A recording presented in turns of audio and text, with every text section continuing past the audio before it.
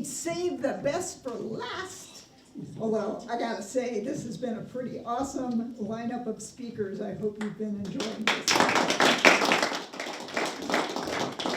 Special guest with us, Karyn Buxman. She has shared the platform with rocket scientists, Olympic gold medal winners, celebrity ball players, and a little known fact is that Karyn was active in athletics and even lettered twice in cheerleading. The first letter asked her to resign from the squad. The second letter asked her to return the uniform. While her classmates were dissecting frogs, Karyn was dissecting humor. Through her years of research and experience, she's determined that humor is instrumental in building trust, boosting engagement, and building resilience and enhancing happiness. And today she will share with us how we can harness humor and leverage laughter for ourselves and those we serve. Please help me welcome Hall of Fame speaker, author, and neurohumorist, Karyn Buxman.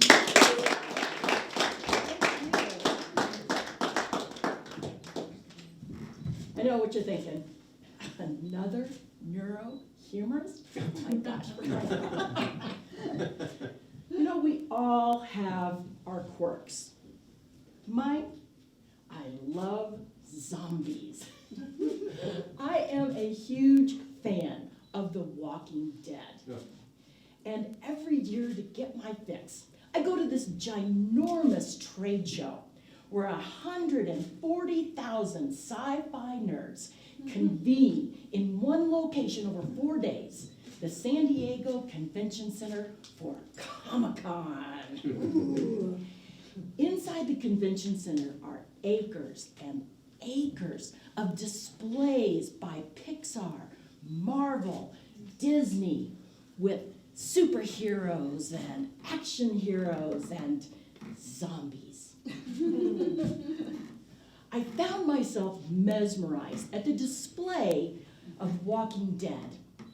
This huge compound that had all of these zombies growling and stumbling around inside the chain link fence that separated us.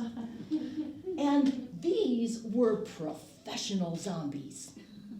They looked, sounded, and walked just like real zombies. The day was done for Comic-Con, and as everybody else headed out the front door, out the exit, I headed to the back for one more look at the display of zombies. And when I got there, they were opening the gate. Zombies were coming out, staying in character. And 2 zombies spied me and started staggering toward me. My prefrontal cortex was delighted. I was like, oh my gosh, how cool is this? Look how gory they look.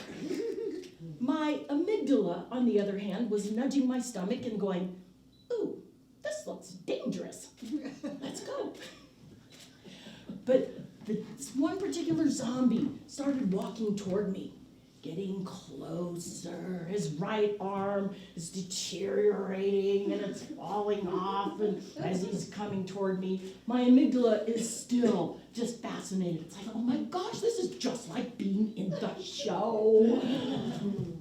My amygdala, though, was now nudging my chest and saying, he's going to eat you. Let's go. Now the zombie is getting just a little bit too close for comfort. He can almost reach out and touch me. The right side of his face is drooling. And when he snarls, I can see his jagged yellow teeth. He gets closer and closer. Now my amygdala is trying to tell me and remind me that zombies aren't real. But I can't hear this over my amygdala shouting, we're gonna die! die. Let's go, go, go. And as I turn to pivot and escape, I see the other zombie has snuck up right behind me. And I scream like a little girl. Okay, what happened here? My brain got hijacked by a supposed threat. Zombies. And while you're not facing zombies, at least not yet,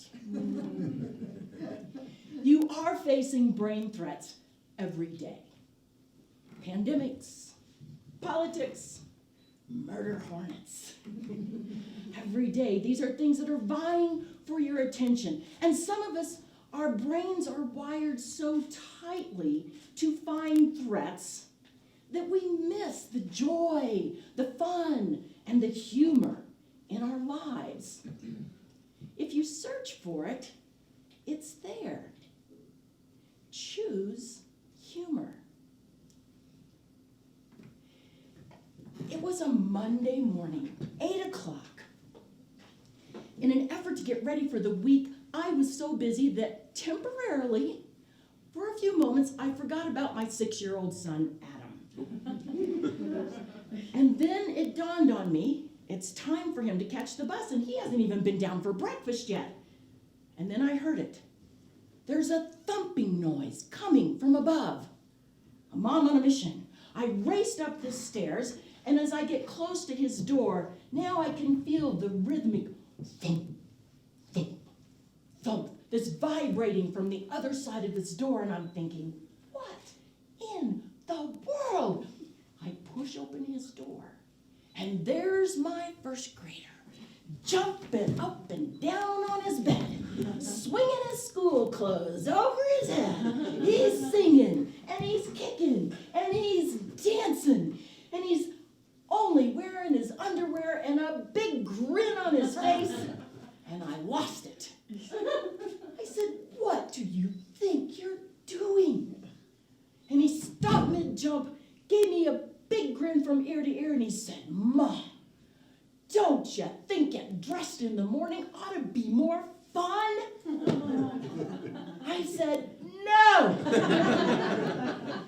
And no more of Mommy's motivational videos for you. But then I thought about it, and I thought, what if it could be fun to get up and get dressed in the morning? What if it could be fun to get up and go to work? What if we actually looked forward to our day instead of dreading it? What would that look like for you? Because how you experience your day, your work, your life is a choice. Choose some humor. I fly a lot. And I can assure you that the airline is filled with high performers. For instance, take the flight attendant who was giving the safety instructions to her first-class passengers. And then as they were ready to taxi out to the runway and she's in her seat, she notices that one of her passengers doesn't have his seatbelt buckled.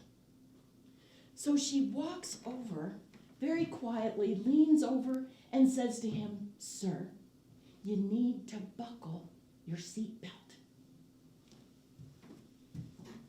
It just so happened that this first-class passenger was none other than maybe the most famous heavyweight boxer of all time, Muhammad Ali.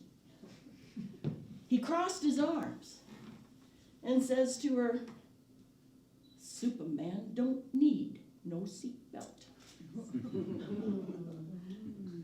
She smiled at him and said, Champ, Superman don't need no airplane.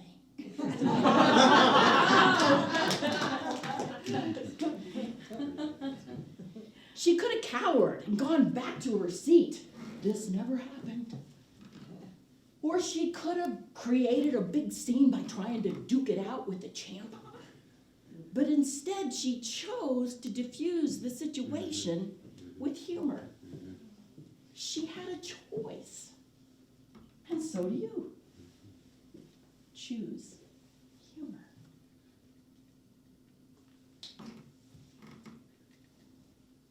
We are on the brink of war with Russia.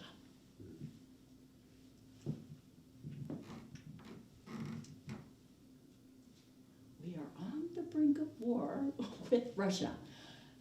Top Gun is crushing it at the box office.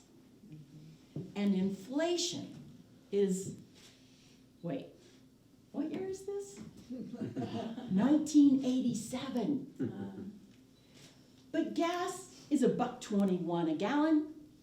You actually have to put your key in the car door to unlock it.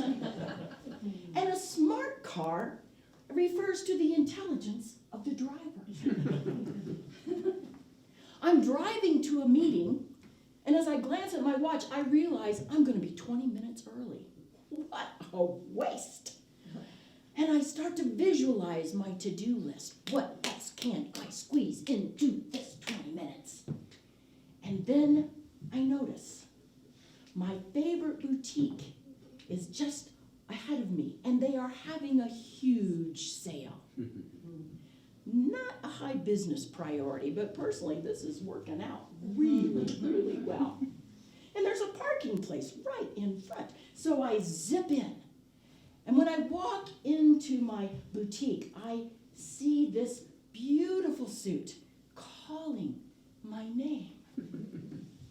I go over and I pick it up, and it's just my size and 70% off. But I don't have time to try it on. So I buried it in another size in the rack. Yeah, like you've never done that. And I trot out to my car. I'll come back after the meeting is over. And I get to my car, I pull on the handle, and it doesn't budge. I pat my pockets. No key. I peek into my purse. No key. I peer into the ignition. How many of you have ever locked your keys in the car? With or without? Small children in the car, with or without the car running.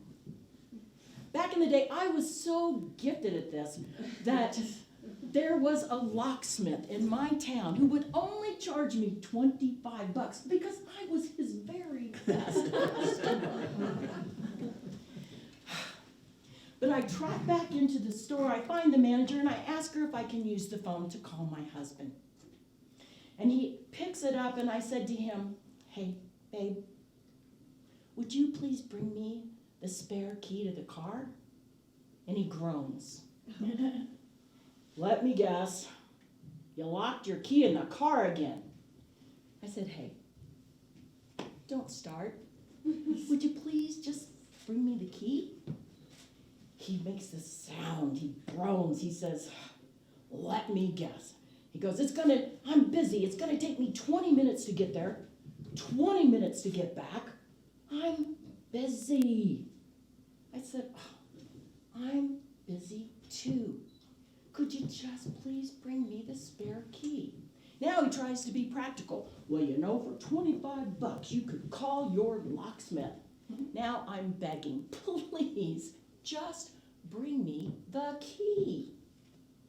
He says, "Oh, all right, but you go out and be waiting at the car." His voice was so condescending. Perhaps you would understand why he's my former husband. And thoughts of revenge were manifesting in my brain when I realized there's clothing waiting to be tried on. So I run over, I pick up the outfit, and it was like it was tailor-made just for me. And I bought it. I walked back out to the car, and I waited as instructed. And I waited, and waited. Now I am going to miss my meeting. And then I began pacing back and forth, mumbling things to myself like, yeah, take me 20 minutes to get back, 20 minutes to get there, 20 minutes to get back. For $25, you could call your locksmith. And as I passed the car again and again, finally out of the corner of my eye, and to my horror, I see that one of the car doors is unlocked. We got a man coming all the way across town. We do not want to disappoint this man. What would you have done if you were in my shoes? Lock that door! Oh my gosh, I locked that door so fast my knees went to jello. My life flashed before my eyes. I couldn't believe the crisis I had just averted. And as I was catching my breath, I turned toward the store, and now I see the store manager waving at me through the front window. And she's yelling something to me. While you were in trying on clothes, your husband came and unlocked the car.